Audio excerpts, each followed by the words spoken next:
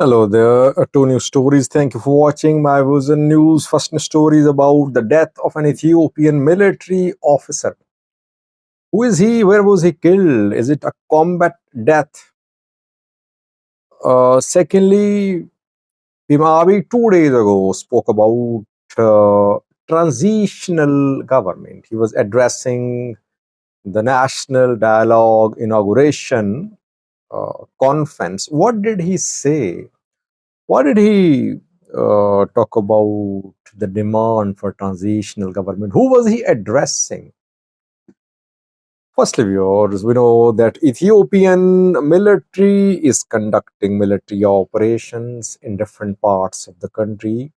Uh, since 2020, we have seen that Ethiopian military never confirmed its losses, whether the losses were personnel losses, logistics losses.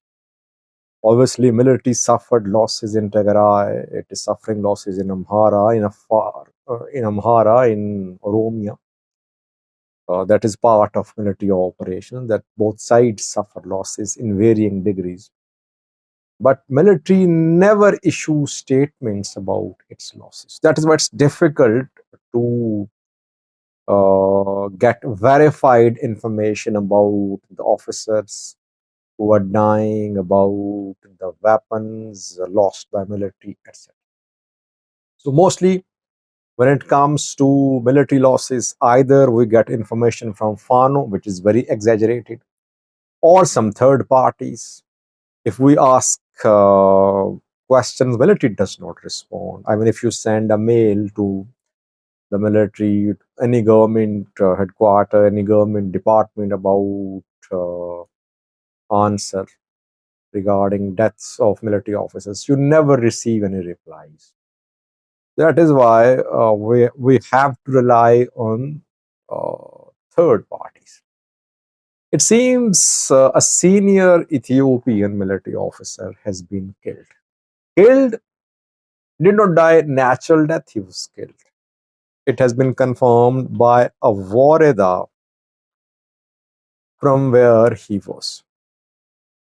The Wareda is situated in Gamo zone, Dita Wareda, southern Ethiopia. The Dita War Administration has issued a statement confirming the death of this military officer.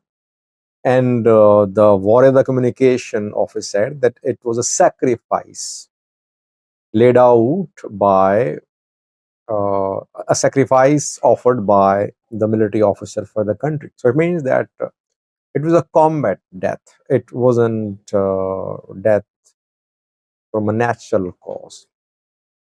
The officer who died, who was killed rather, is a major. Major Agdeo Adio. Major Agdeo Adio was a trainer of commando units, senior officer. He was buried in his home, Warada, Dita Warada. Pictures have been released showing his dead body, the coffin with his dead body. Question is, where was he killed? Did he die? Because military is not deployed on just one front in the Amhara region. Oromia and Amhara are two active conflict zones. In both zones, fighting ongoing in different parts. Then military deployed to Benishangal Gumuz region, to Gambala as well.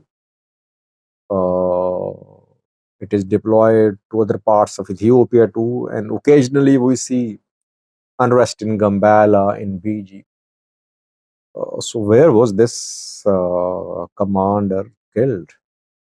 We don't know so far. Only confirmation is about his death, but pro Fano news sources say that the major died in the Amhara region.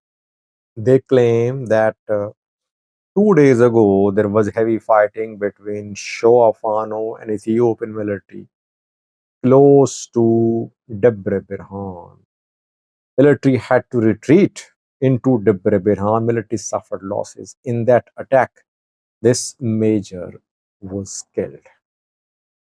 So how to get A confirmation difficult because military will never acknowledge that its officer has died. Uh, Death has been confirmed, by the way. It's not that a false claim is being made. Death confirmed by the Taboreda. Only thing is, how did he die? It's a combat death. No claim from Ola so far about the death of Major uh, Agdeo. Claim is coming from Fano. So the maybe that this military officer died in Amari. Military is suffering losses, like Fano is suffering losses. I mean, if Ubante or Bate can be killed, military officers can be killed. Yes, you can talk about the uh, degree, the number of losses suffered by the two sides. Otherwise, both sides are definitely suffering. They are suffering the loss of their members. The NDF members, foreign fighters, are dying. If the conflict goes on, it will never end. Secondly, viewers, 2 days ago, PM Abiy raised the issue of establishment of a transitional government in Ethiopia. PM Abiy was formally elected in 2021, though he took power in 2018. He was put in power to steer the country towards democracy, democratic reforms, credible election.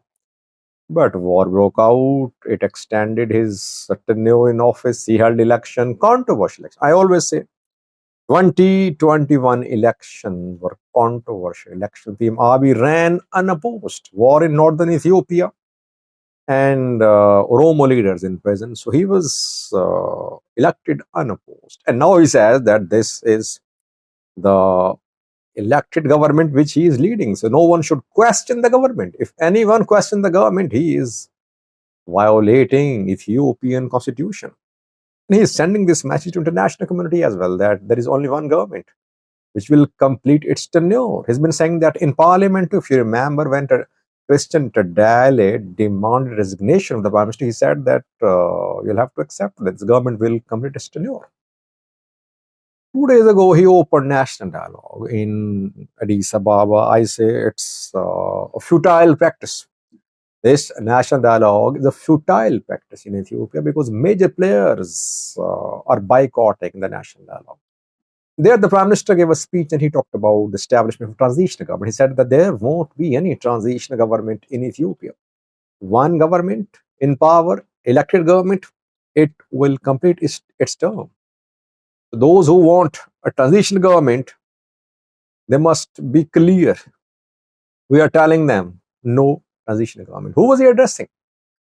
Well, we've been seeing calls for transitional government by Ola, by caucus of opposition parties, Roma Liberation Fund, Roma Federalist Congress, or the National Liberation Front, other parties are part of this 11-member political coalition. They have been demanding the establishment of transitional government too. Ola, Fano wants the removal of Prime Minister. Obviously, it wants someone to replace Abiy. All players which are out of the national dialogue, they're demanding Abiy to leave. They're demanding a provisional setup. Abiy says no provisional setup. Yes, come to the dialogue, come to the table, talk to us.